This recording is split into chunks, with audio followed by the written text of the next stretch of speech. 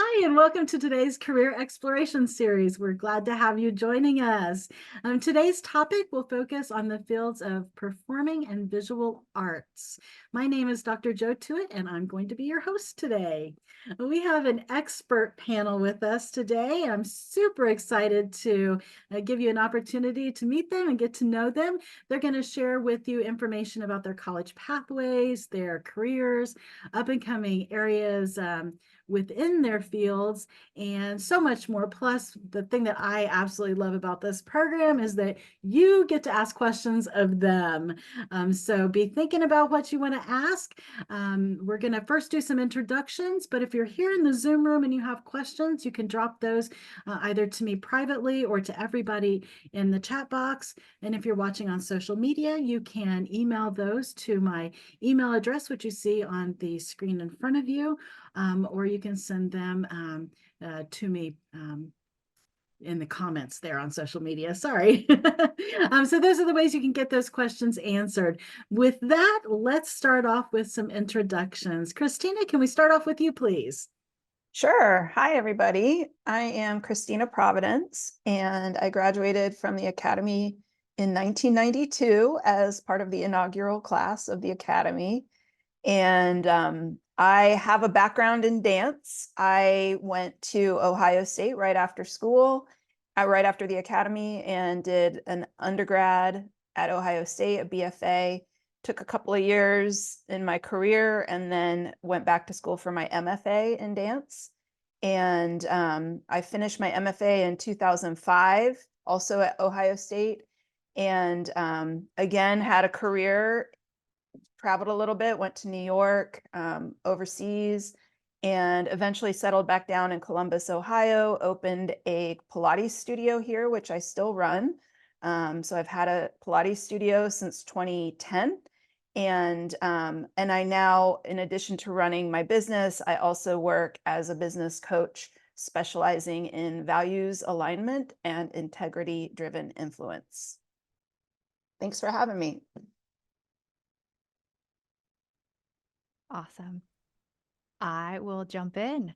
My name is Kara Revnes. My artist name and kind of producer moniker is Saoirse. I graduated from Indiana Academy in 2007 and moved to Atlanta, Georgia, where I'm dialing in from today to attend Emory University. And I had a little bit, considering what I do now, I'm a full-time musician and content creator. I had a little bit of an unusual path with a lot of turns in the road. My degree is a bachelor's in business administration with actually a focus in entrepreneurship. And I worked in corporate for about 3 years after finishing my undergrad, primarily in sales, which actually has came back around to serve me very well as I embarked on my professional music career. So, some highlights for me among many different things I've done over the past decade being a professional musician are I got to manage post production for a PBS project that was produced by all women during the pandemic. Under the American Masters banner called Unladylike. Super, super cool project highlighting women in American history. I've done composition for an indie video game called Lightbreak, which should be releasing later this year or early 2025. So that was a really cool opportunity. And today, but I am really excited. I feel like I've really landed in my sweet spot. I'm a vocalist and keyboardist for a touring 80s tribute band called Guardians of the Jukebox. And I've gotten to sing with the band Fozzy and Chris Jericho. That was super, super cool on a cruise earlier this year. And we're doing, so far we've booked 2 cruises for next year, and we're doing our first UK tour in August. So it's a really exciting time for me.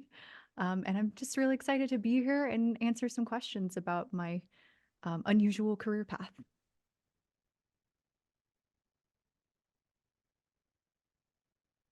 And I'll jump in next. Hi, my name's Ariana Rosado.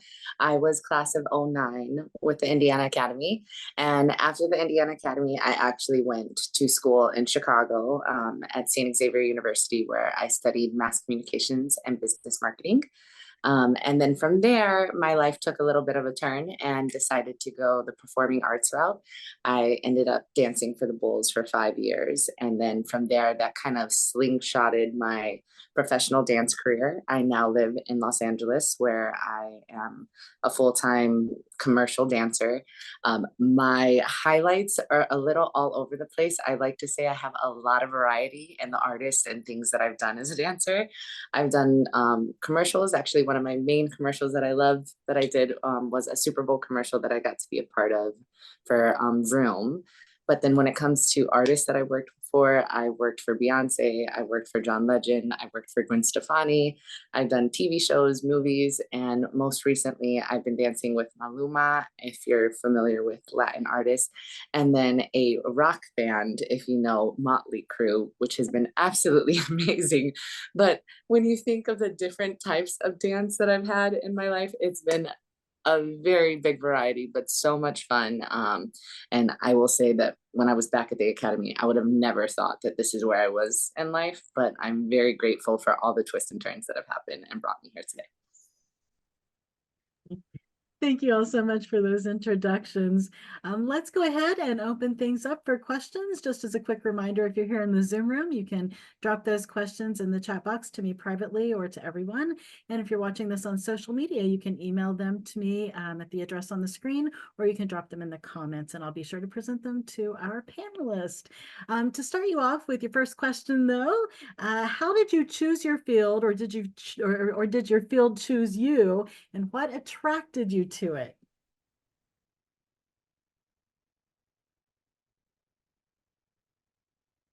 I'll jump in on this one, I guess. This is one of those, I think it was a combination of I chose it because I've loved dance since I grew up. Just because of where I grew up, I didn't see it as a career path for me. I hadn't seen anyone else do it, so I didn't know really what were the steps or kind of how you went about it, or that it would actually be something that was feasible for me. The only thing that I've seen as a dancer was dance in the sector of like ballet or contemporary dance, which I am not at all. So when I was in school, one of my first internships was actually at a dance theater called Blue Conti Dance Company, and I was their artistic administration intern there. Because I interned there, I got to take their classes at the studio for free. One of the first auditions that happened while I was there was for Frank Yatson, who is known as Beyonce's main choreographer. And that was my very first audition and my very first job. Ended up dancing with Beyonce on Oprah's last TV show. It was her Run the World performance. And that moment, as cliche as it sounds, when I was on that stage, it was like, I know I'm in school, I'll finish for my parents, but like, this is what I want to do. This is exactly what like fueled my soul. Like, even when I talk about it, I still feel how excited I was to be up there, and how like I just felt like I was in the zone. It was what I had to do, it was what I had to pursue, and my life wouldn't feel fulfilled unless I gave it a shot. So that's why I think like it was always in me, but that moment it chose me. Everything just aligned in the perfect way. I was in the right rooms with the right people. And then from that moment on, it just was the back of my mind being, I have to move to LA. I have to make it happen. I have to try it. So that's my little path.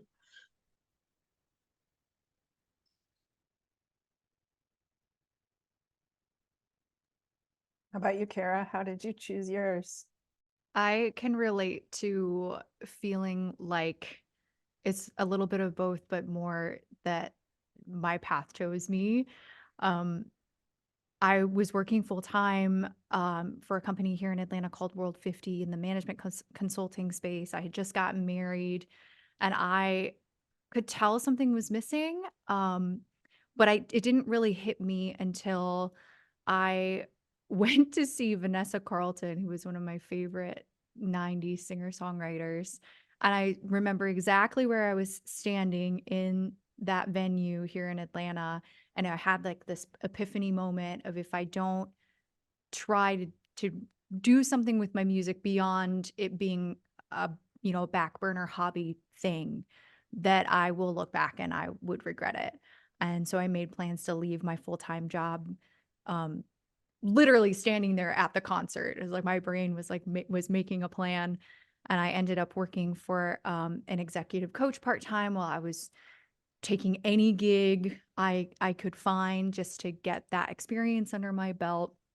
Wrote my first EP, just started down that path of taking any opportunity in the music field. I wrote in Nashville for about a year in 2015, thinking I wanted to go the songwriting publishing route. Realized that wasn't for me. Came back to Atlanta, started self-producing, um, started the Saoirse project that all has led to this opportunity now with Guardians of the Jukebox. And um, yeah, it's fascinating how Ariana, I feel like you and I, we went to school for something that's not the artistic, professional thing that we do.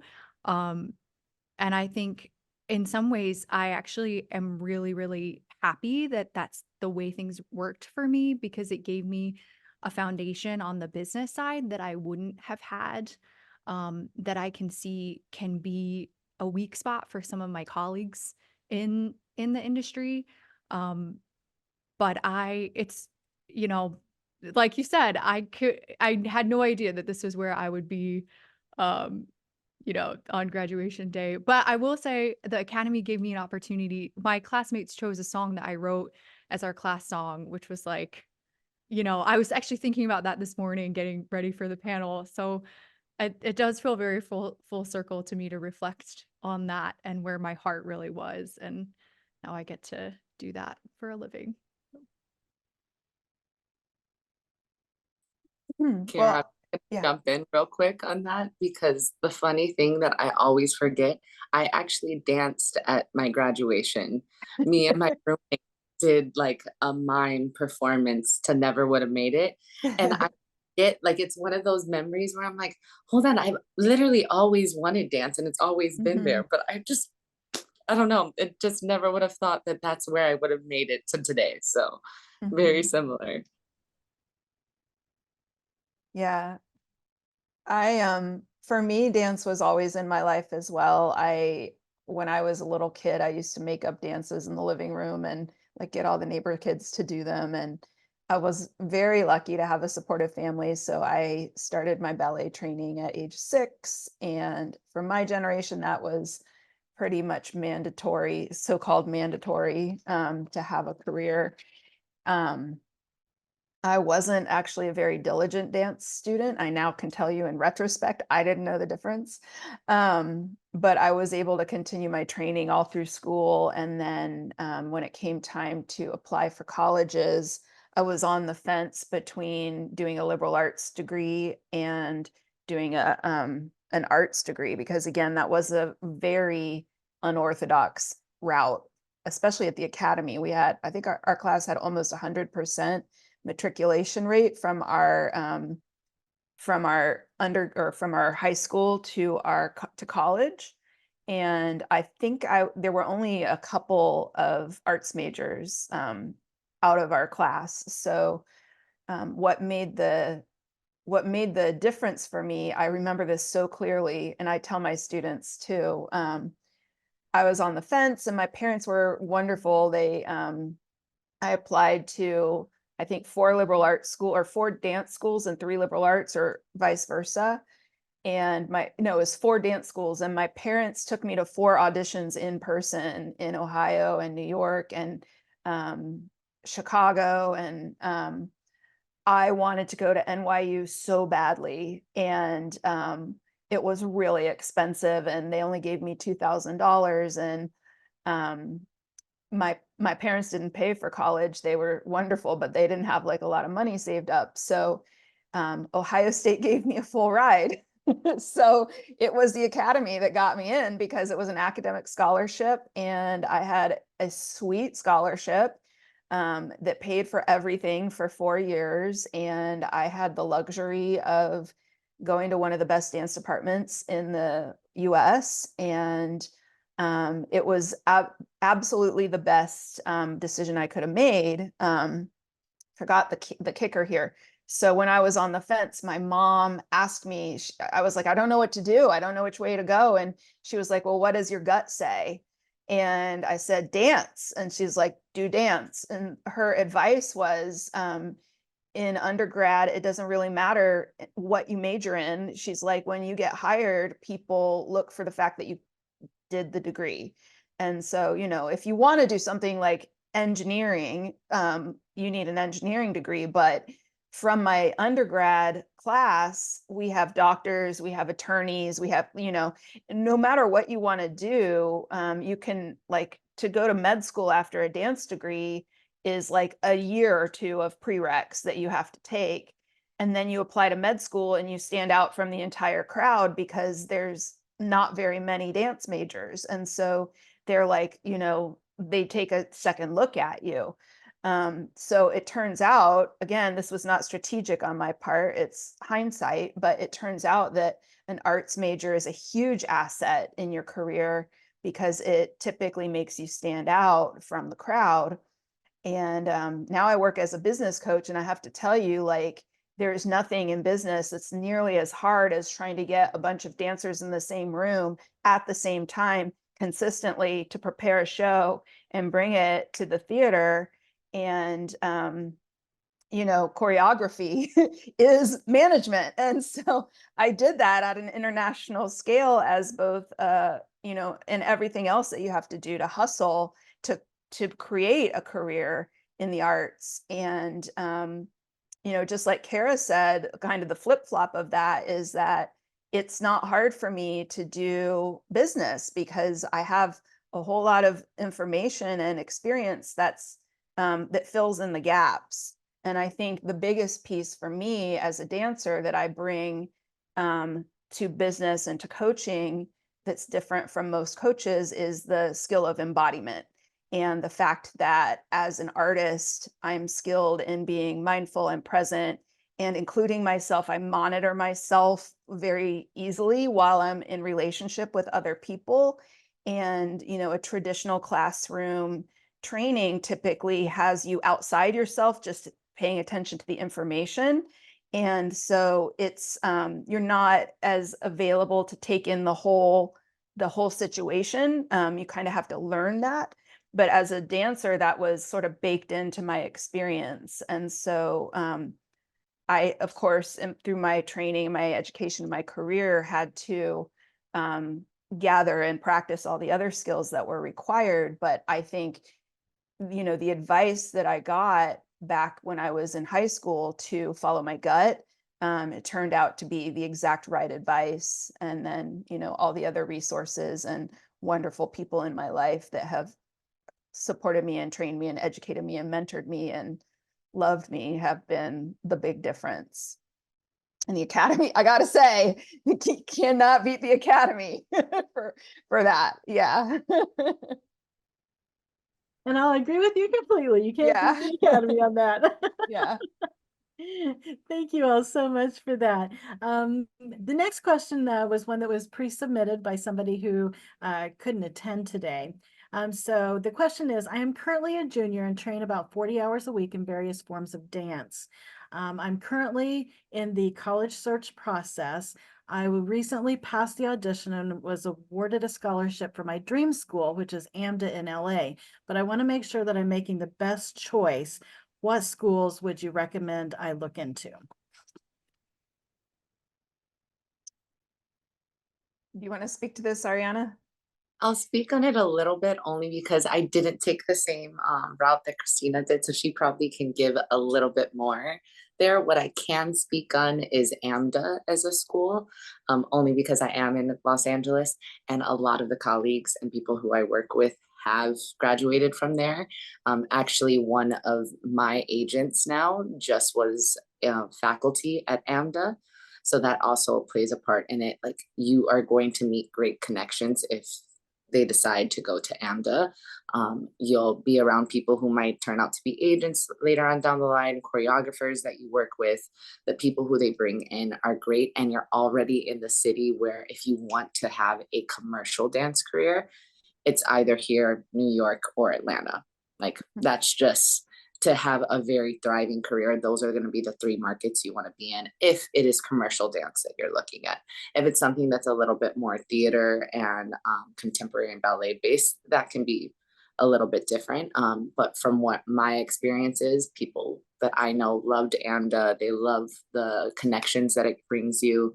They love being in the city where you can already start your career while you're in school.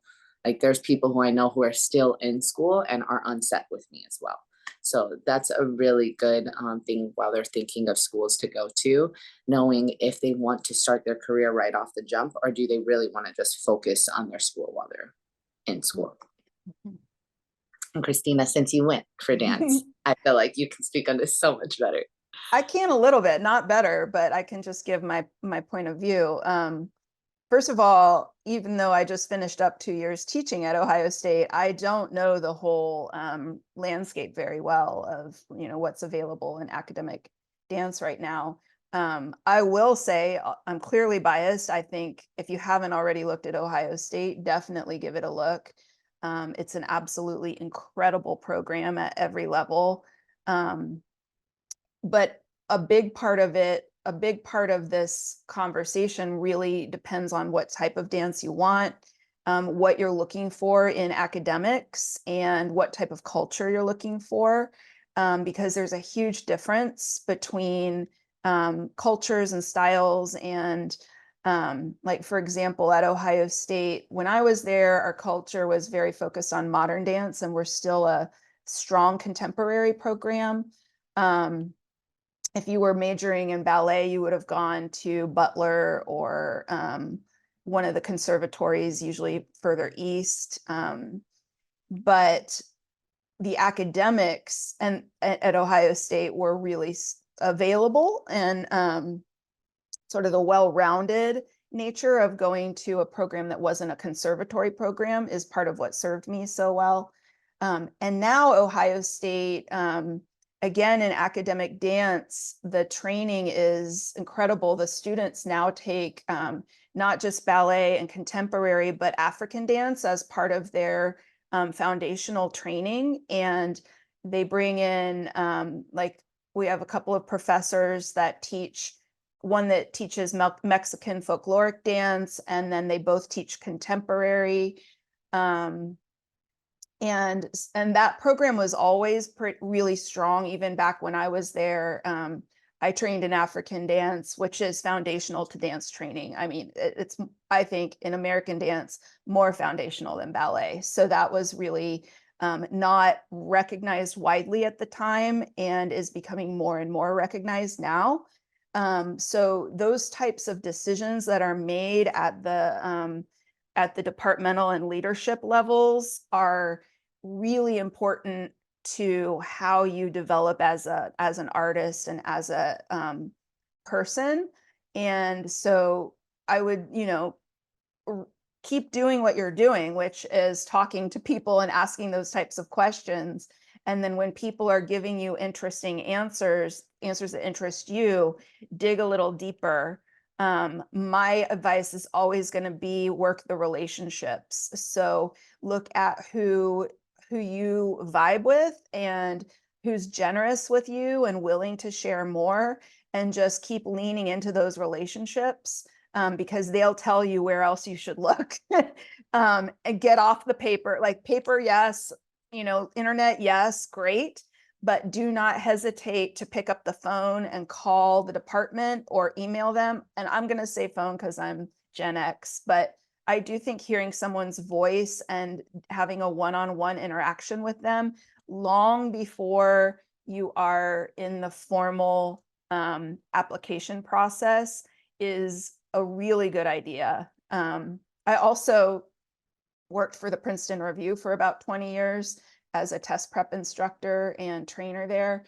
And one of the things I would always tell my students when they were applying for colleges is, or grad school, this is true too, and I served on admissions committees. So if you want to go to a school, or you're curious about a school, and you take the trouble to reach out and make a contact, or ask a question one-on-one, they will remember you. You know, all you have to do is be polite and be curious and be interested, and they will remember you. So you're not only going to get the information that you want, but you're also going to make an impression on that in those faculties if you decide to go there. And I'll say, I can remember a student of mine, one of my favorite students at Ohio State. I was teaching as a part-time faculty maybe 5 or 6 years ago, and she came through on a tour as part of a group that was in high school.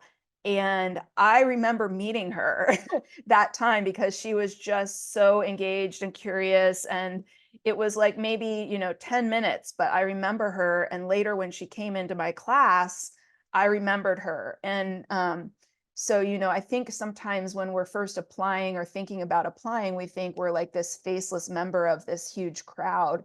But the truth is, like, if you're resonating with somebody, or you're resonating with a department, or you're resonating with, even if it's a style, like, like Ariana was saying, like, she never thought about professional dance until she got into commercial dance and street styles. Then she was like, oh, maybe I'm a dancer, and it's like, there's still a bias in our culture that's like, to be a professional dancer, you have to have like this certain type of body, or you have to have this certain type of look, or you have to have, 20 years of training in ballet. And those are not true. They're not true.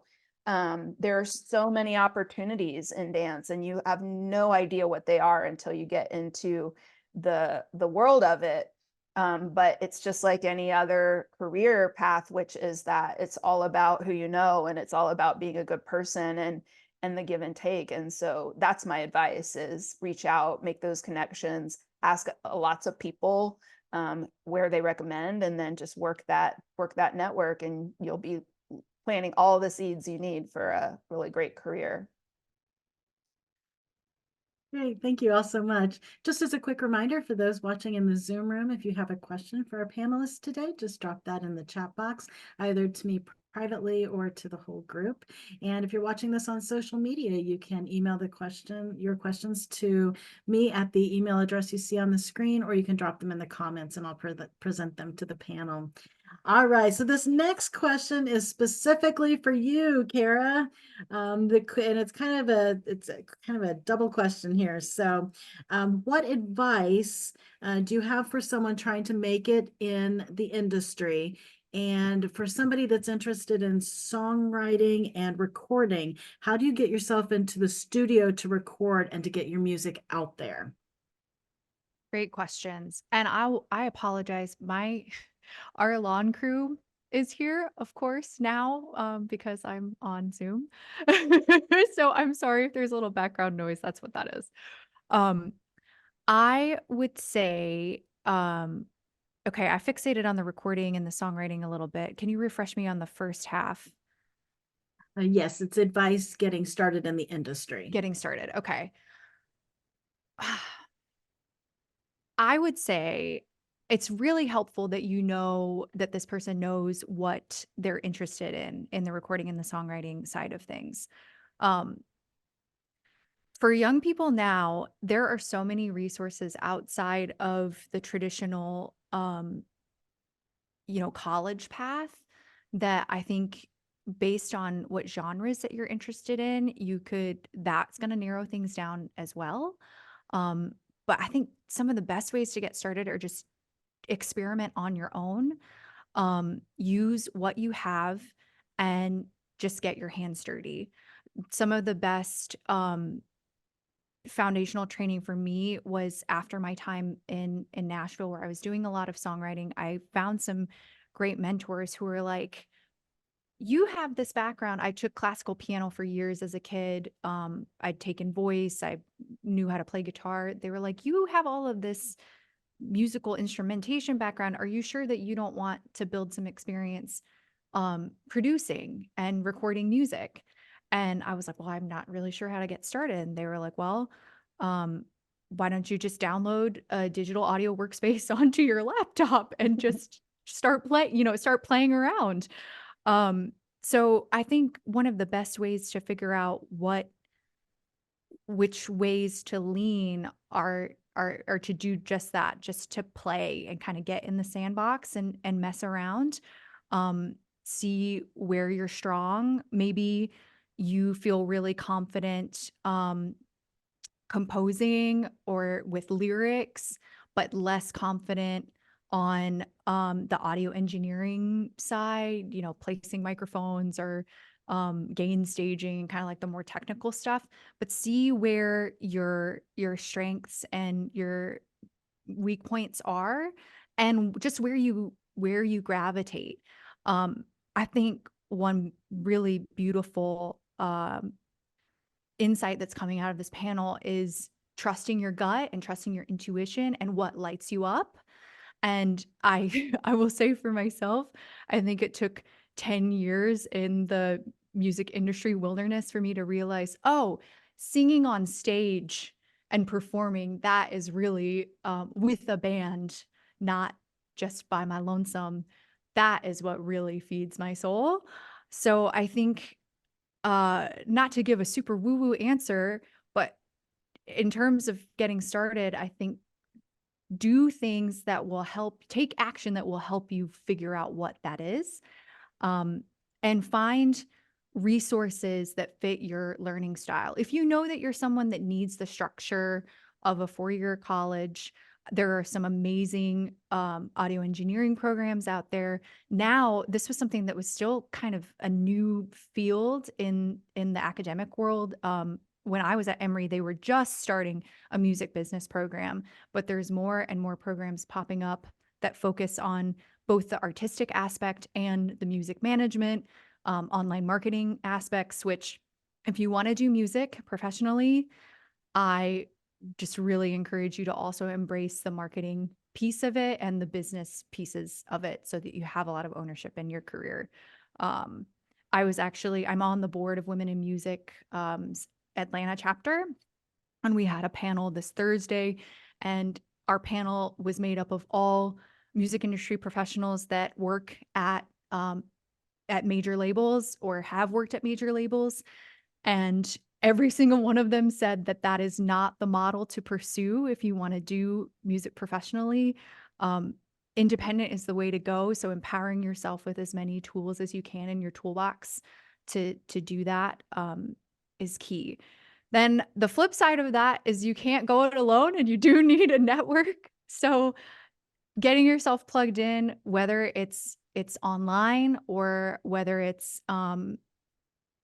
you know, getting involved with an organization in your city that um has people in that area. There, I'm trying to think off the top of my head some good ones for I was in the Nashville Songwriters Association International when I was kind of in that world, which is a great resource on the songwriting side of things.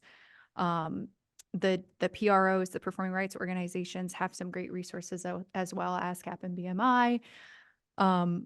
As you kind of get a little bit further into it. But again, I think that Christina, your advice about really going towards people that are willing to invest in you and that you resonate with is some great advice on that side of things. But I'm a big DIY person. Like learn to do things yourself. And if you are in a position where you're wanting to work with a studio, find a producer that is going to let you observe and that will share their process with you and help you learn as you're creating. I think those are really important. I'm not into gatekeeping, and I encourage you to be suspicious of anybody that's super gatekeepy with you. Thank you so much, Kara.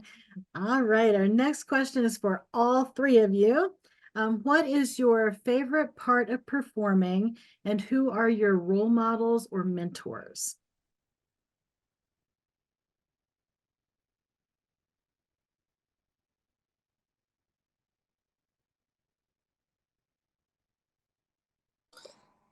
I guess I'll start this one off. I have a few different things that are my favorite about performing because it depends on the type of performance. For instance, like I really enjoy festivals, like large festivals where it's like 60,000 plus. But the reasoning behind that is different than like doing a club show. So when it's a big energy like that, especially if we like are a slight day performance where you can really see the crowd's like reactions, I love the energy exchange between performer and audience member. Like that exchange, I don't know if anyone's spiritual, but I always like before I step on stage, like that's one thing that I ask for is just like to make sure that I inspire one person who's out there to have a better day than they were having when they walked in. Like, and I want to feel better being on that stage than I did before I walked on. So it's just like that energy exchange of just wanting to have fun, enjoy yourself, and live in your highest moment that you possibly can in that. And I feel like that's what most people do at festivals anyway. They just want to enjoy themselves and have fun. Now, when it comes to club performances or like smaller performances, those are a little bit more intimate. And I feel like I really do get to, like, I can find someone in the crowd and we can be singing our hearts out, especially when I'm working with Motley Crue. We're like singing our hearts out together and like rocking out. And that is really something special because you can find, your few people that you are just having moments with along with the people on stage. Because a lot of the times you think of like the performers as just being in this box, but we really aren't. It's like a whole experience together. And that's what I, in general, love about performing. And then I also have my own reasons for performing when it's behind a camera. Then you're not really performing for anyone but yourself. Like you're having fun, you're having this moment with whoever your cast is, but you're performing for the camera, which is a little bit different than having an energy exchange with an audience member. It's you just living your purpose and enjoying yourself dancing and hoping that it is captured on this film, on whether it's going to be TV, whether it's going to be a movie, whether it's going to be a music video. And those are, I don't even know how to explain what I like about in that process. It's just kind of like I'm living my best life and I'm dancing, and there's a little less pressure to get it right because it's on a camera. So I feel a little bit more bold to make maybe some choices that I wouldn't do on stage, because on stage, if I make a choice and I fall, you fall and that's it. Everyone just saw you fall. If I'm falling and I'm on a camera, we can be like, okay, can we redo that? Because I didn't like that take. So I would say when it comes to film, when it comes to anything that's behind a camera, I think I'm a little bit more bold with my choices and I get to have a little bit more fun and freedom because there's less pressure of feeling like it has to be that take. I know that they're going to have other options. As long as I'm giving them my all, it's going to be something that's going to be captured on the film, however they need it to be.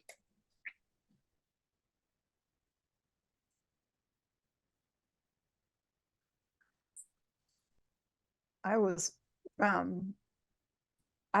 to second everything Ariana said. Absolutely. When you asked the question, Joe, I was like, what part do I pull out? There's so much. And it's funny because I would actually say that in the end, performing was not my favorite part of the career. Like, and I still like to perform, but it's the actual dancing with people that I love. So I love taking class. I love folk dance. I love, like, I'm willing to get on stage and I absolutely love the energy exchange when it's working. But what I like specifically about, I think the one thing I'll add to what Ariana said, what I love about performing on stage is the challenge. Like you have to be in the moment. And I'm thinking of a story. So one of the last performances I did was a one night show as a backup performer for Weird Al Yankovic. So there was no rehearsal. So it was me and another dancer, and they sent us a tape to learn the dance. And like the list of challenges was like one after the other. Like I was like, look, I'm not a skinny, I'm not a skinny 20-year-old dancer, because they're like, we're going to give you costumes. Like, I got there and barely fit into the biggest costume they had, and then got on stage, and it was like the space for us to dance was a lot smaller than we expected. And so it was sandwiched between like Weird Al and the drum platform, and like almost got backed into. And, it's like those sorts of things happen it's a very rare performance where there's not something weird that happens. And that for me absolutely lights me up. Like the challenge of like, okay, what do I need to do moment by moment to prepare? How am I gonna, do this thing? And then once I'm on stage, just like making it work, whatever it is. It's just an absolute high. It must be the high that like race car drivers or like, X Games people have. So yeah, I mean, I could go on. We don't have enough time. I think all of us could probably go on telling stories about what we love and why. But my advice is whatever you love about performing, that's the reason to go into it, because it's going to be that and more. I don't have a ton to add. I think that two of you covered a lot of the highlights that I would dive into also. I will say I've been reading this great book called The Singer's Talk, and it's interviews with, I think it's like 40 some different vocalists, and vocalists rarely get asked about their process, like how they prepare their voice, or like, just the whole, like what goes into singing and the physicality of it. But one of the highlights from that book for me was Stevie Nicks, who is a huge inspiration and influence for me. Most of the 80s ladies are my heroes: Pat Benatar, Stevie, I would say, gosh, I'm like drawing a blank now. Terry Nunn from Berlin, like these big, unique voices. But Stevie talked about the process of becoming Stevie Nicks, and kind of that like pre-show, doing your makeup, putting on wardrobe. And that is actually one of my favorite moments, is like the pre-stage prep, and just getting your heart ready. And then when I'm on stage, I like to envision um, my voice is my soul coming out of my body to like touch the audience. And when I can feel that I'm so in the moment and so present, and there is that exchange, it's like just the closest thing I think there is to magic is in like those types of moments. Thank you all. This next question I absolutely love, so I'm anxious to hear your responses. So it's another one of those two-parters. So how do you mentally prepare for a performance? And have you ever stepped on stage, blanked out? And if so, what did you do?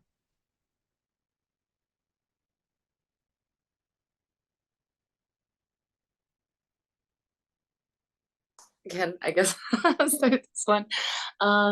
So one of the things that I mentally do, I kind of have a few things that are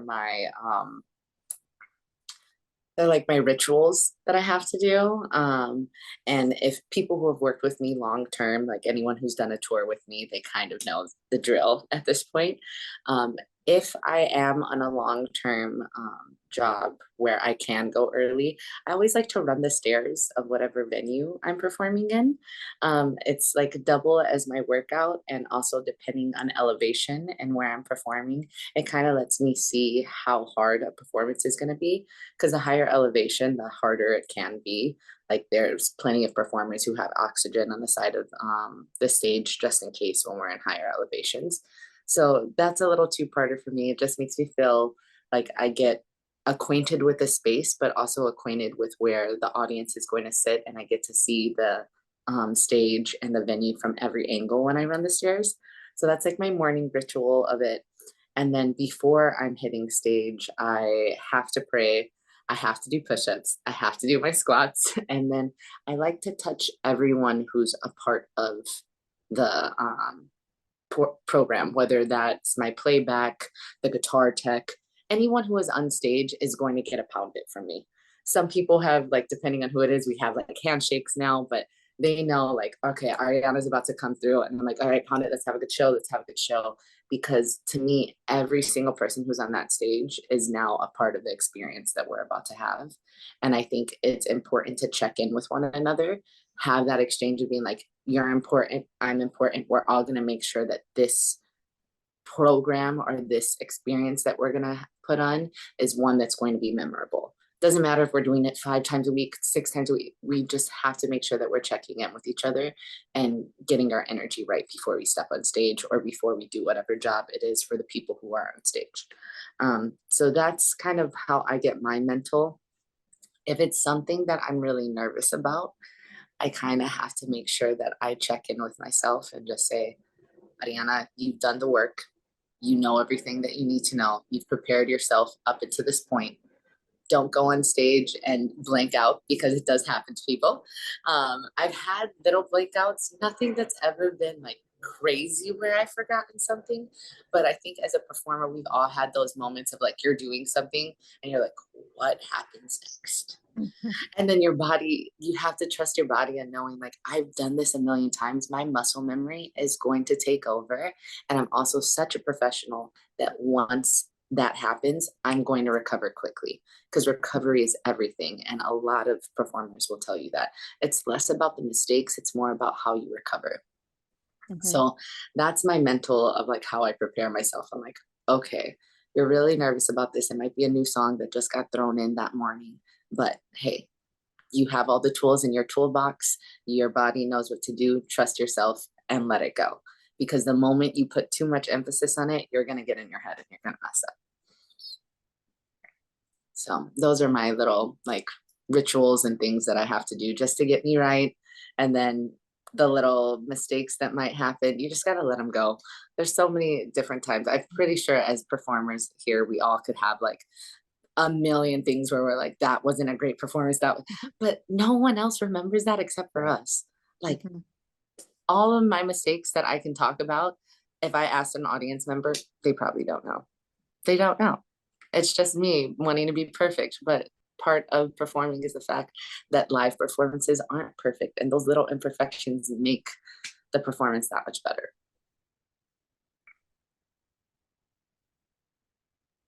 Yeah, 100%. I want to jump in and piggyback off of you, Ariana, because I think the confidence comes from doing the work. And it's not just the specific preparation for the show, it's all of the work that you've done over so many years that has prepared you to be able to step on that stage and have those moments. And we talk in our band a lot about how it's not about we have our marks that we want to hit, like they're, we want to sing in pitch, we want to play our parts well. But at the end of the day, we are all on the same page about it's about the energy and the vibe. And did the audience leave uplifted and in a positive energy? Like, did we feel that shift in the room? Like, did we create that relationship with them? And yeah, perfection, to your point, perfection isn't a thing when you've got people performing live, like, it's such a human thing, and that's part of what makes it so beautiful. And so some of the stuff that I like when I think about what I do during the week, even, it's just I'm sure for dancers, for singers, it's this way. It's cardio is huge. I take dance actually also once or twice a week, and I have a weekly voice lesson with my coach. I'm, prepping for the actual show. We're typically working weekends right now, so I kind of have a rhythm where I can like prep during the week, and I'm like ready to go for whatever we've got going on for the weekend. I'm very particular about, I get to choose my own wardrobe, which is really great, but I put a lot of intention into, okay, what is this? Is it a concrete stage? Is it a club show with, a stage that I know is going to have a little bit more give? I'll wear more fun shoes.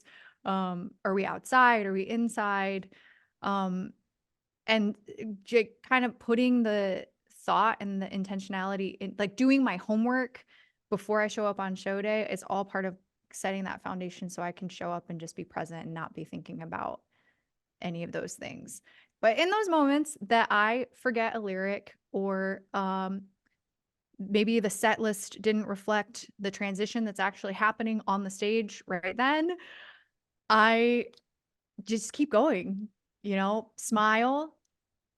Don't let any, don't show, I don't let my body show that there's like an internal blip happening, and I just keep going and try to get it's sort of like, I feel like when things are going really well with the show, I'm in the flow. It's like you're in a canoe on a river and everything's going like you're flowing. It's great. And then a blip happens and you kind of lost an oar, but you still got your other oar. So just keep going and just get back in the flow as quickly as you can. Um, if you have teammates, you can rely on your teammates, gonna like get some energy from them to keep you on track. Um, and yeah, I think that's all I wanted to touch on. Yeah, I think these two covered it really well. What I would say is that they're describing is, if you're a successful performer, for any period of time, you learn to improvise. And you can either learn it the hard way or you can study it on purpose. And I suggest, since you have the opportunity, you're asking the question, go ahead and study it. It's great. I had amazing teachers who taught me how to improvise both in theater and dance. And I've never been a great musical improviser, but I can speak to cross training, which Kara brought up, which is that just for a hobby, I played the drums for a few years, and played with a band that was much more skilled and better trained than I was. All the other people were trained musicians, and I was just like banging on a drum set. But I picked up the sticks and I could play from day one. Somehow I was able to play a backbeat within like 5 minutes. And then they picked up their instruments and we started playing together. And that's how the band started.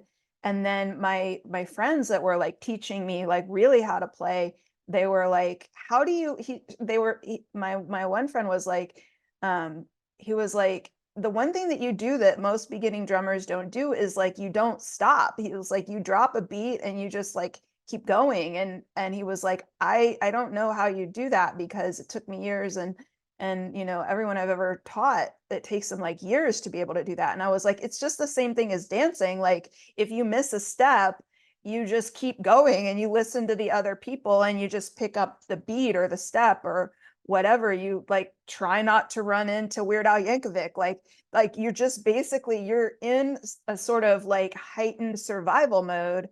And you know that you can't like run off stage screaming. I mean, you can, but that's like the last resort.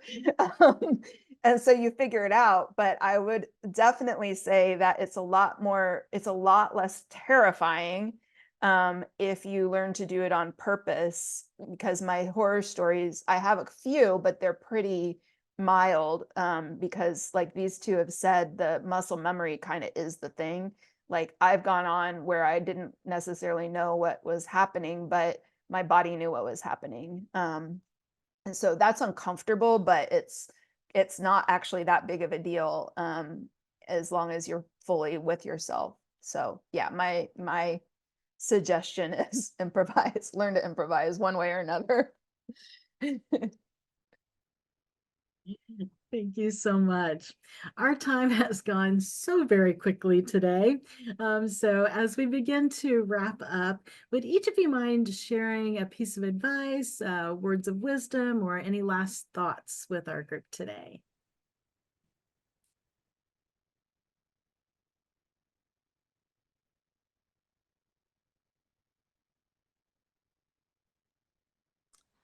I think one of the overwhelming things that all of us kind of have touched on today is that following your gut and just following what feels good. So I would suggest that in anything in performing, I think we can all touch on the fact that it's about the feeling. It's about that desire to just want to share a talent that you find and hold so close to you, that you've worked on it for this long and you want to share it with the world.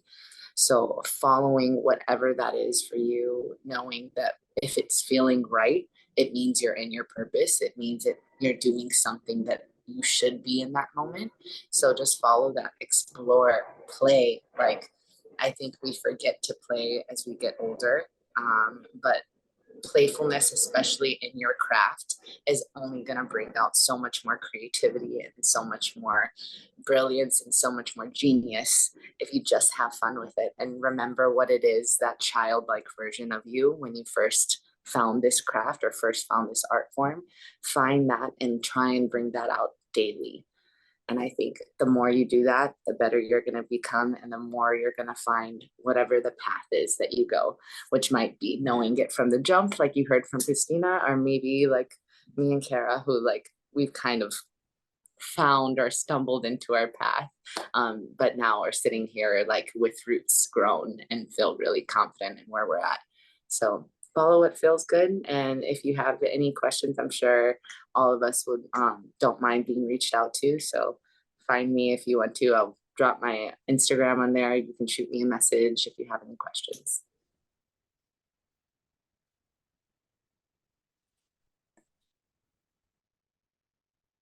I would say don't feel like you have to have it all figured out right now. I think we have a tendency, people will ask, well, what do you want to do? What do you want to study? And it's okay for that to be in very broad strokes right now, and give yourself that space and that permission. And as much as you can, just stay open to possibilities. Because I'm one of those never say never type of people. I never would have thought that I would be where I am right now in this band with these specific opportunities, but it makes so much sense just based on what brings me joy and what I really love and what resonates with me. So trust the process, stay open, just take take one step at a time, and the path will unfold. I promise. Mhm. My advice is take the biggest risks you can afford. You don't get anywhere in performing arts without big risks. And so one of the things I find with my students is they vastly underestimate how much risk they can tolerate. So take the big risks, and at the same time, because until you're about 26, your brain isn't fully developed, so you don't necessarily know what you can afford as far as a risk is concerned. Surround yourself with smart people who love you and care about you, and listen to them. And then when you're splitting the difference, I want to do this thing, everybody says I shouldn't. That's where you develop the wisdom. So try to stay out of prison if you can. Try not to seriously hurt yourself or anybody else. But a lot of things that from, age 16 or 18 or 22 feel like they would be life ending if they happened, like those turn out to be learning experiences.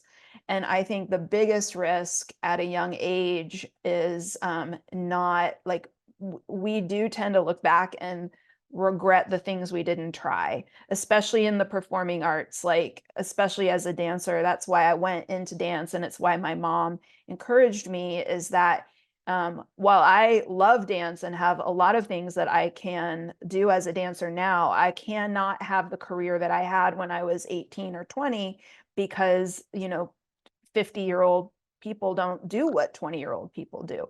So you've got to do the things now that you can do now, and save the things you can do later for later. You don't necessarily need a backup plan. Like, you will figure out the backup plan. Just do the thing. That's my advice. Thank you all so much for that great advice.